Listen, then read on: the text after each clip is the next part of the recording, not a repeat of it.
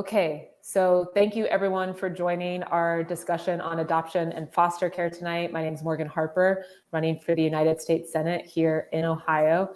And I'm really grateful that we were able to pull together this conversation at the conclusion of National Adoption Month, which for folks who don't know, that's what we've been in November. And to really have such a great couple of panelists joining us today who are very involved in these issues and advocating for children and families. So I'm going to let them introduce themselves because nobody can do a better intro than we can for ourselves and our story. And start with Jamal.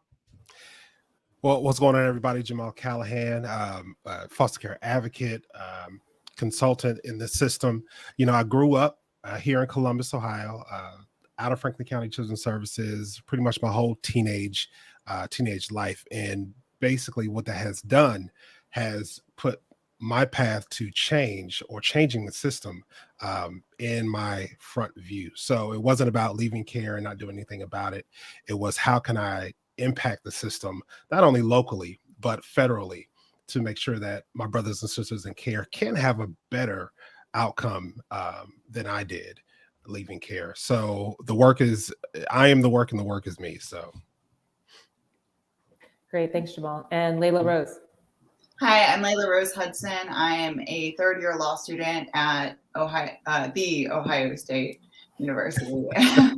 And, you know, I aged out of foster care in Alabama. And so this work happens to be very personal to me as well. I think being able to speak in these spaces is very empowering after spending a certain number of years just going through the system and feeling powerless and feeling voiceless, and being in this position of privilege now to kind of be that voice for those people who are still going through it brings me here tonight, I guess. And just to start, and I'll say, I mean, one of the reasons why we wanted to have this conversation, not just because it's a National Adoption Month, but also just connected to my own story of being adopted, and I lived in a foster home as an infant before I was adopted, and I think for those of us, it really resonated with what you're saying, Layla Rose, being in a position of privilege to advocate. It's not a path though that everyone takes. So I guess just to start for both of you, what about your experience led you to want to devote a lot of your professional career to this as well? And what was your first entry point doing that? I would say my first entry point was, again, as a teen, growing up in Franklin County. I was a part of this program, which was a way to use therapy as the inside the performing arts. And what we were able to do was speak. I was able to speak at different banquets, different foster parent events, different staff events, and really just speak my mind on how to make the system better as a young person coming through or experiencing foster care. And it just never stopped. It didn't stop through college. And, once I was in college, I think my sophomore year is when I really started saying even though I was in college for a whole different track, I really wanted to make sure that I continued to speak up for, again, my brothers and sisters experiencing foster care, because, who else to do it but me? And that was my mindset. Even though I know there's thousands of advocates across the country, thousands that's come before me. I know there's going to be more that come after me, but I thought it was important that I continue to push the agenda and, have a voice for our young people. Yeah, I very much relate to what you just said. I think for me, I had a very negative experience in foster care, and it seemed like occasionally my opinion would get solicited while I was actually in care, but it was more for the look of it than they actually cared what I had to say. They just wanted to look like they were asking me my opinion. And so I never felt like my voice mattered. And, things went on in my foster care experience that shouldn't happen to any child in any circumstance, but particularly not in homes vetted by the state and local governments, and it just, at first it came from kind of a place of anger and resentment that the system was that flawed, and not just for me, but for so many other people that I would communicate with. Definitely felt a little bit victimized by the system. And I think there seemed to be a lack of awareness for that aspect of it. Everybody, or for the most part, everybody should know going through foster care is hard, just all by itself, the educational interruptions, all that good stuff. But it seemed like attention wasn't being paid to just how traumatic the different parts really can be. It wasn't really delved into. And in my mind, it was who better than me to shed light on this. And for people who might be new to this whole topic area, for both of you, or maybe starting with one of you, like just an overview of when we say the foster care system, what does that look like in Ohio? And just, a brief overview of the different components of it. And if you have a, first impression of the state of affairs in Ohio relative to the country. Well, let me say this. Child welfare is complex. It's complex in the sense that we want to do right by families, but overall, and this is nationally, we thought child welfare or pulling kids into foster care was the best solution to get them out of abusive and neglectful situations. When, as we've moved along, it's not always the right answer. I mean, what we should be doing is making sure, and I think I'm jumping ahead, is truly wrapping our arms around the families, because most kids that are pulled aren't pulled because of abuse and neglect all the time. You got kids being pulled from families just because they can't keep the lights on, or they're about to be evicted, or, things of that nature that are easy solutions when the right resources are given. So I know, and what you hear a lot of is, this kid was pulled for abuse. But what about all the young people that weren't necessarily pulled for abuse, but were pulled for unnecessary reasons because of one simple fix, or one thing that could have been fixed if we just supported the family fully?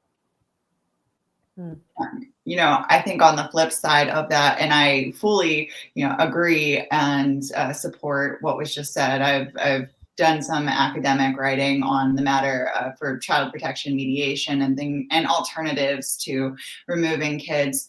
But I also am always afraid of overcorrections. I did come from an initially abusive situation. And so for me, I think I have a slightly different perspective. I do understand that we overuse pulling kids out of their biological homes, and whenever possible, family is the best possible thing for them. But also I do fear moving towards this kind of black and white approach to child welfare that lacks the nuance that you really need in such a complex system. I don't want to say that family is always best, because it isn't. And we know that. And I think that people, when they hear us talk about how in a lot of ways we're just penalizing poverty and being a minority and things like that, what they hear is, oh my gosh, we should absolutely never remove children. And I'm not trying, and I don't think anybody here is trying to say that either. I just am always afraid of that kind of overcorrection. And I know in Ohio, I had the opportunity to work with the Children's Services Transformation Council that Governor DeWine made. And that was really an eye-opening experience for me. And to answer your question, in Ohio, I learned, being a transplant here, there are 88 counties, right? And means really, honestly, 88 completely different approaches to child welfare in the state of Ohio.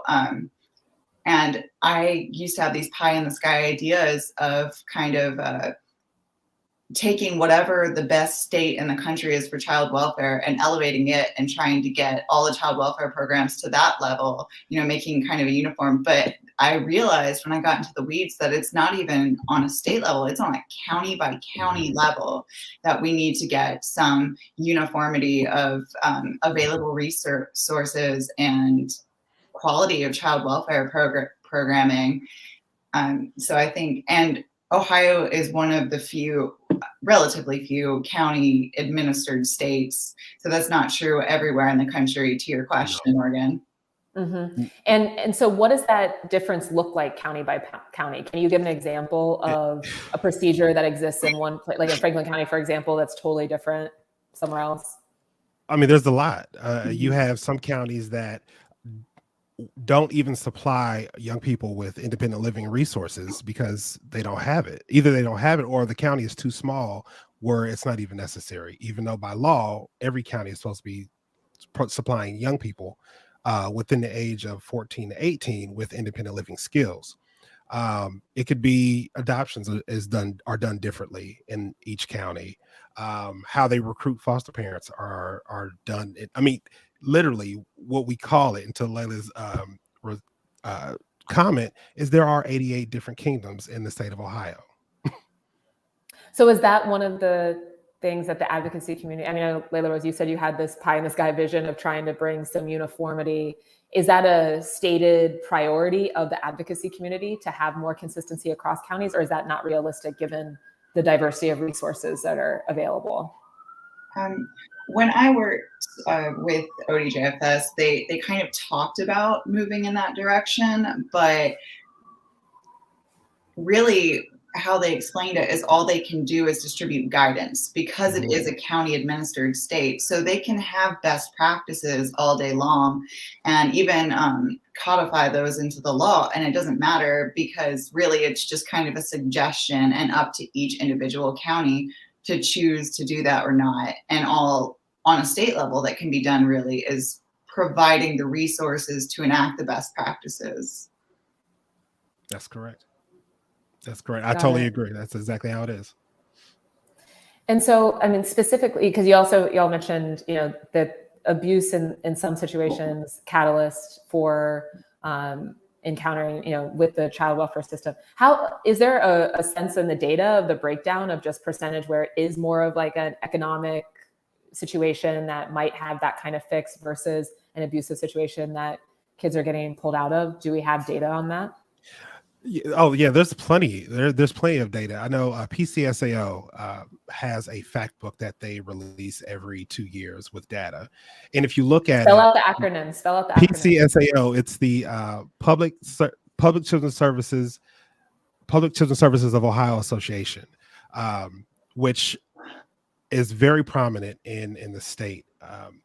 But when you look at their fact book for the last couple years, only 13% of removals for the state were physical and sexual abuse. So you have the majority that are just neglect. You have dependency, which is about 28%, and you have delinquency and unruly, which sometimes gets thrown in there, which is a very low 2 to 3% of all of the removals, in the state. So the data's there. And it's clear and it's public. So if anyone wanted to find it, they could easily find it. Got it. Layla, Rose, was there anything you were going to add there? Or? Most of the data research and things that I've done have been more aligned with abuse within the foster care system because, the data regarding the actual removals themselves are generally pretty reliable. However, I find that the data regarding abuse in foster care are not so accurate when just compared with anecdotal stories and qualitative surveys of former foster and current foster youth.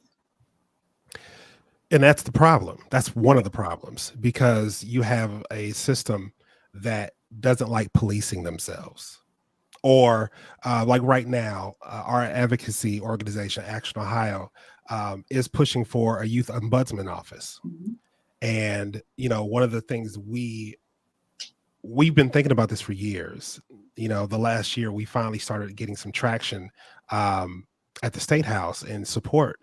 And then what happens? You hear about more young people falling through the cracks and being abused and running away because they have been abused in their home.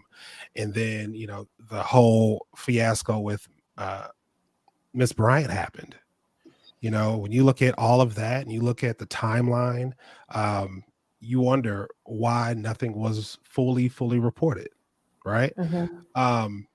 A lot of young people don't report what happens in their homes because of fear of fallback, because of the labels that come with it. Oh, you are now labeled as a troubled young person. And, what foster parent is willingly going to take a teen or a kid that is labeled behaviorally challenged?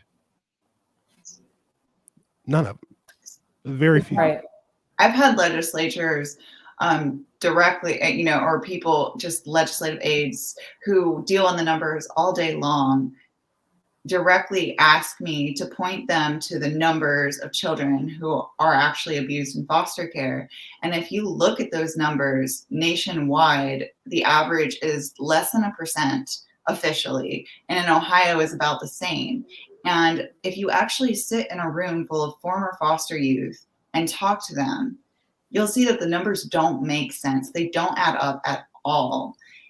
I have talked to people, and in my own experience, there's abuse that even when it's been attempted to be reported, it's been covered up. Just crazy things have happened in order to not have to disclose that number. And additionally, abuse in foster care is not one of the numbers that's federally mandated for states to provide. They do generally provide a number, but they aren't actually required to. So there's just this lack of accountability, because it genuinely is the child welfare system policing itself. And I mean, why would they give this number to the government, state or federal, if it's going to be bad for them? It might mean some sort of negative consequence or less grant money or anything like that. They have no incentive to actually be honest and do their due diligence to find out what's really going on with these kids. And so that's part of the idea, Jamal, with the ombudsman's office, is to have a more independent body that would be collecting this data. Could you just talk a little bit more about what that might look like? Yeah, so it is definitely would be an independent body. I know we've had a lot of conversation about where the office, and the governor supports it, but the question is where the office will reside. And in past talks, it's been, it will go under ODGFS, but at the same time, that's not the right answer, and that's not what we ever asked for. That's like taking away the police review board, or having nothing but cops on the police review board if something would happen. You're initially investigating yourself, and you can easily manipulate whatever comes out of that investigation. And that's one of the things that the Youth Ombudsman's office, why it's so important that it's not under child welfare, is for that particular reason. I'm not going to feel comfortable if something happens to me in my foster home if I know that it's a group of social workers that's going to be investigating the foster parent, because it's still my word against theirs. Which is why you don't have a lot of young people coming forth and saying that this happened to me until well after they've left care, and they're having forums like this where they're able to talk about it. Right. But no relief in the moment to be able to address the issue. None at all. So to add to that, over the past couple of summers, I actually participated in the foster youth internship program with the Congressional Coalition on Adoption Institute based in DC. And last year, I knew that Youth Advisory Board were trying to get a youth-specific independent ombudsman office. So I did my research based on what the federal government could do to help support those initiatives in states, and basically came to the conclusion that they should incentivize states by creating a grant program or using a grant program already in existence. All this can be found on the policy report that the Congressional Coalition of Adoption Institute, or CCAI, published last year. And I think not only is it important that this entity is independent, but that it's youth specific. From my research, when any of these ombudsman offices have been allowed to be used for adults, it just becomes one more resource for foster parents or social workers or someone like that to use, and the kids never end up using it. So I think if Ohio moves forward with their ombudsman office, it is very important that it be independent, but it's vitally important that it be specific to youth and not just something where adults can go to too, because we need the kids to trust this and that it is for them. And it's overwhelmingly, I mean, you'd be surprised. The state of Maryland had a foster parent ombudsman, and I think years later, they did include a youth ombudsman person separately under the same office, but they saw the demand in it. So if it's there, if it's created, yes, it'll be used. But what you can't do is assume that just because you have an ombudsman's office, which you'd be surprised how many states actually in the counties actually have them. It's less than there is more. With independent oversight, I think a lot of things will come out in the weeds. I'll tell you. Mm-hmm. Yeah, Texas has certainly seen success with their independent ombudsman office that has oversight because they have a requirement of disclosing their figures and facts to the public, and Texas has seen a lot of success with it. And I never thought that I'd see something so impressive come out of Texas, but here we are. Well, yeah, plenty of surprises these days, but most things not trending well in Texas. That's good to hear. And I'm glad that you mentioned, Layla Rose, what the role is of the federal government, because of course, running for a federal seat, that's the question I had, is how can we have support at the federal level for some of the initiatives that y'all are pushing for and incentivizing through funding the creation type of office makes a lot of sense. So maybe moving us a little bit into the adoption side of things, if we could just level set for folks around, like, what are the adoption rates out of child welfare system, if y'all have a sense of it, and some of the challenges or opportunities there? Well, we still have what, Layla Rose, would you say over 1,000 young people still waiting to be adopted? Right. And I mean, we have an issue definitely with older kids. Obviously, there's definitely a trend towards the younger ones. And something I noticed when I was younger, when I was in care myself, was that it seemed that of all the children that I knew intellectually should be up for adoption, the only ones that were listed on the photo listing were the kids that they were having a hard time placing, like the big sibling groups or the children with severe disabilities. And, it seemed very different than what I knew the foster care population in that state to actually be in regards to eligibility for adoption. And I think that could be worth investigating, depending on the state, just what the standards are, why some kids are listed on photo lists and why others aren't. In my case, I was some kids we have, their permanency plan is permanent foster care, and that doesn't seem like much of a permanency plan at all, but it's justified by saying, oh, these kids don't want to be adopted. But my concern is maybe the kids aren't always asked, particularly if they're older. And I was one, at 16, not one worker asked me about adoption. And, I get asked now, well, if they would have asked you, would you have accepted it? I don't know. I don't have that answer now as an adult. But I think about all the other teens, because teens are already hard to place in foster homes, period. But to think about adoption, and Layla Rose said it, not many people are in the market or in this to adopt a teenager, one that they feel is already, formed their own opinions and, stuck in their ways. They want children.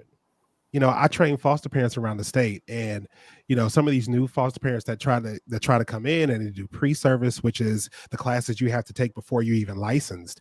And you'd be surprised how many times I hear, "Oh, I'm in this because we want a baby." Right? But if you look, there's more teens and there's more adolescents and teens in care than there are babies. That the median age is 8. Right. So the likelihood of someone in Lucas County getting a baby is slim. But you have these parents that for whatever reason, there's many reasons they want to become a parent, that you have to tell them, yes, I know you want a child. I know you want a baby, but this is what the county has to offer. And are you willing to accept a young person, a teen, a preteen, in your home until we can find it? And sometimes that's discouraging to the parents because they have Mm-hmm. this idea in their head that, oh, I'm gonna get a baby.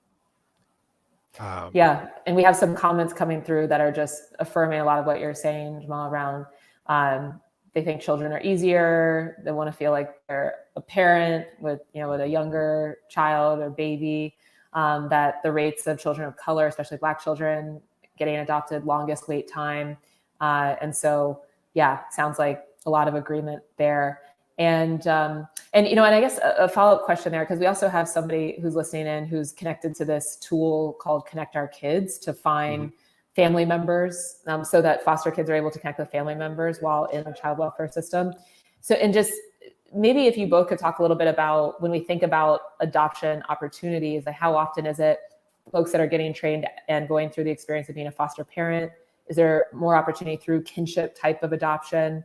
What are the experiences there?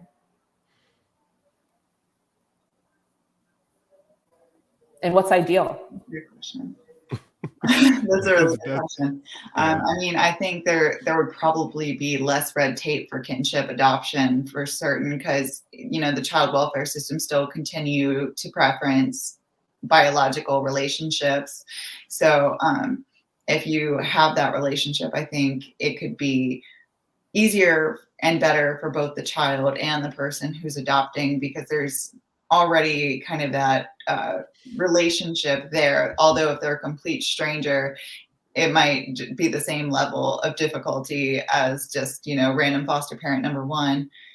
I think it's a great idea, because sometimes children have extended family that they don't know about, and if they were asked, they would love the opportunity to be with a member of their biological family, and having that accessibility, being able to find members of the family and see if they'd be interested in taking custody, I think would be great. Personally, I do believe that if biology is possible, it's great. It is. And I think the flip side to that too is if you have a family member who is halfway across the country that you've never met before, it's the same as being in a foster home. You don't know that person. So when we look at it as a system, we're saying, oh, this is great. This is family. But is that truly family to that young person? One thing that I always say is, there's a word being thrown around a lot now, even federally, is fictive kin. And when you think about fictive kin, the idea is someone that is close to the family, but not necessarily blood related. So it could be your neighbor that you've lived next door to for the last 20 years. They could be considered fictive kin. A biological parent's best friend can be considered fictive kin. These are the people that would more than likely have an awesome relationship with these kids already. But because they're not blood, before this term started being thrown around, they weren't an option. And when I you definitely agree. right, and then when you talk about, okay, then what's the youth's input? Who are they saying that they're connected to? And that's one thing when we talk about the whole overarching theme of permanency, which is adoption or reunification. We have to have these young people's voices. And this is part of why I know myself and Layla Rose do this work, the young people's voices. If I'm able to tell you that I'm connected to a janitor or a custodian in my high school that I confide in all the time, then why isn't that person an option for adoption? Right. And also, I think that there should definitely be an express way to do it. And in some states, in some counties, there are. If there is that relationship and the child is about to go in foster care or has been in foster care, there should be a quick way to do it. There shouldn't be a 1 to 3 year waiting on red tape paperwork waiting time for the child to actually get to move in with this person while they complete the background checks and the classes and everything associated with being a foster parent. And also, that's a lot to ask of just your average working class individual to, take all this time out of their life especially a lot of times they already have kids of their own. They know how to raise a kid, but they've got to do all these hours of training and classes like they don't, just to take in this kid they already have this pre-existing relationship with. I think it can be a little excessive in some circumstances to treat them like any other foster parent when they're only taking in this one kid. Yeah. And right now, I mean, so there's something on the State House floor, I think House Bill 4, which is actually, I think should be wrapping up. Before that, I think what we're asking for is the hours of pre-service to be knocked down to at least 24 hours. Right now, there's 36 hours of training that you have to take to become a foster or adoptive parent. These are long days, and some of them last up to 3 months. You imagine taking one class or two classes every Saturday for the next 12 weeks. Well, and I imagine, the counter argument, right, is, well, it's kids involved, we have to protect kids, but maybe going a little too far in the balance of what we think is going to be protective versus trying to just most quickly get to a placement that is beneficial, right? Is that? Yeah.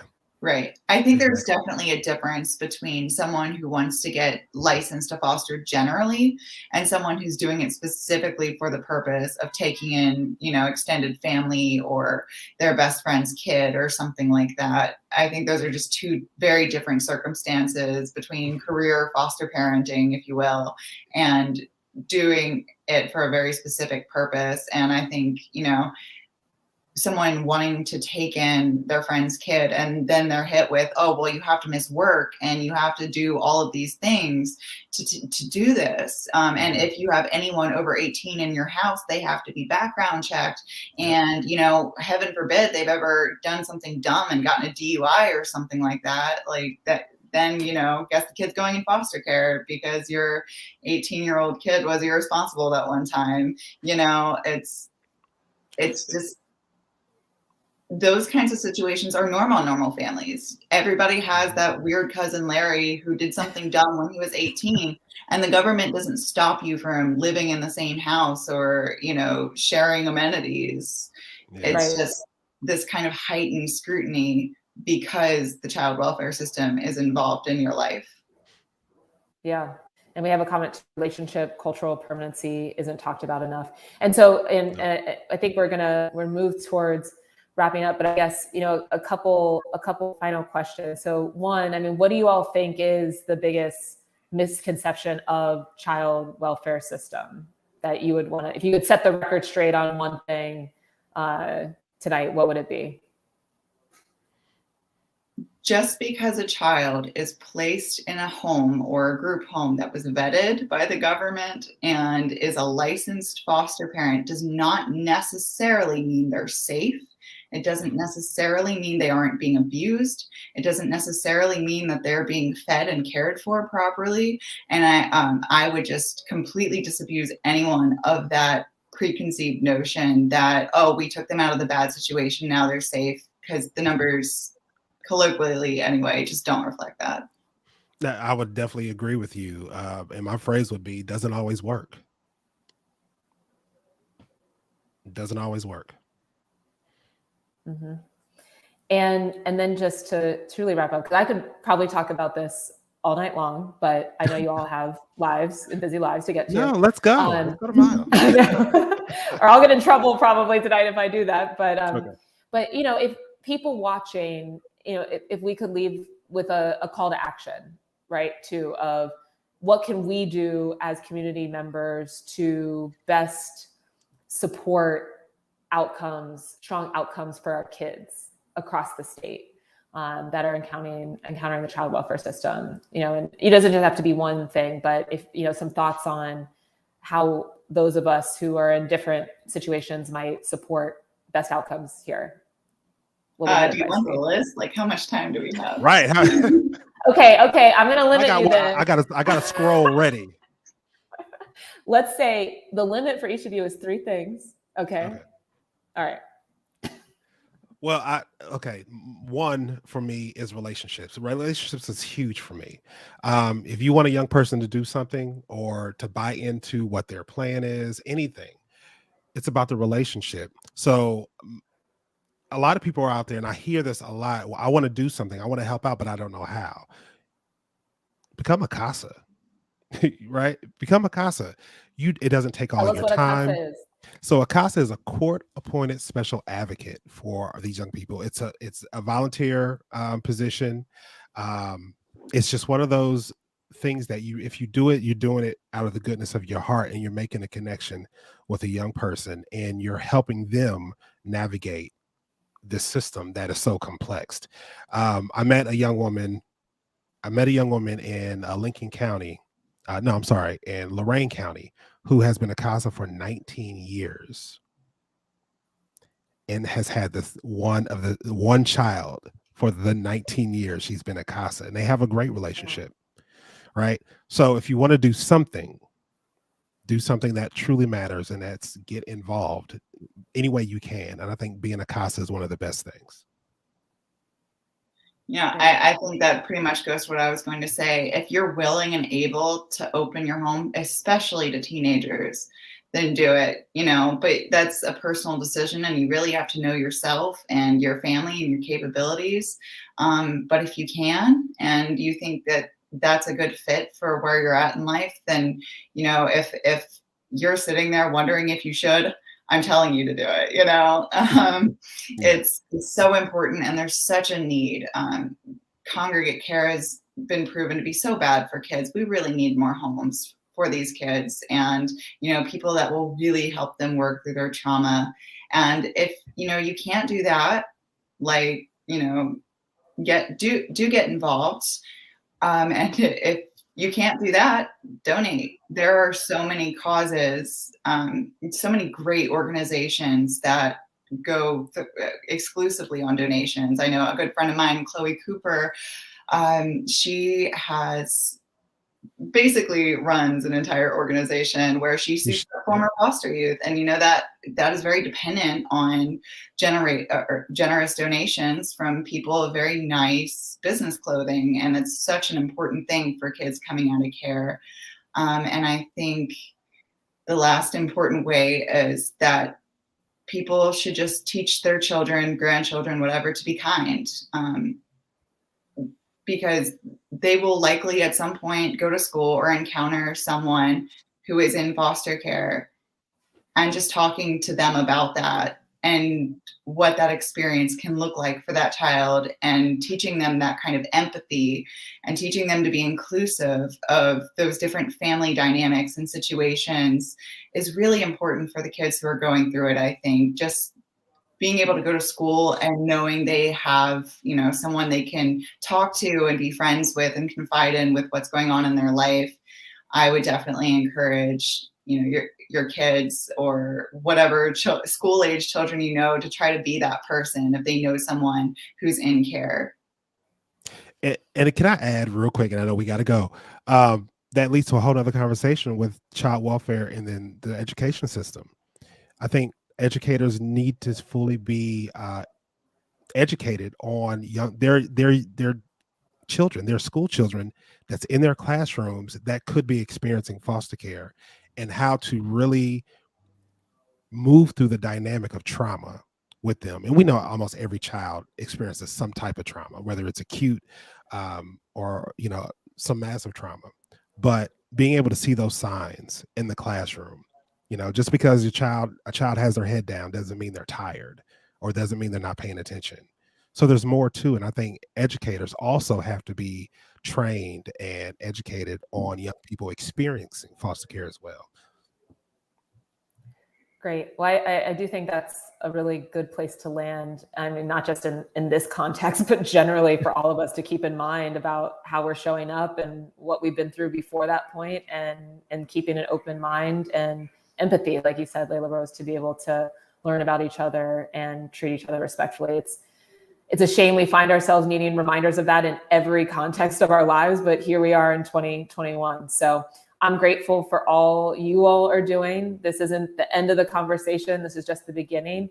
And I hope everybody left here learning a little bit more about how they can best support our kids and make Ohio a place where everybody is able to lead a stable life. So we'll be in touch. Thanks again, Jamal, Layla, Rose. Everybody can reach out to them directly, and have a good night. Thank you. Thank you.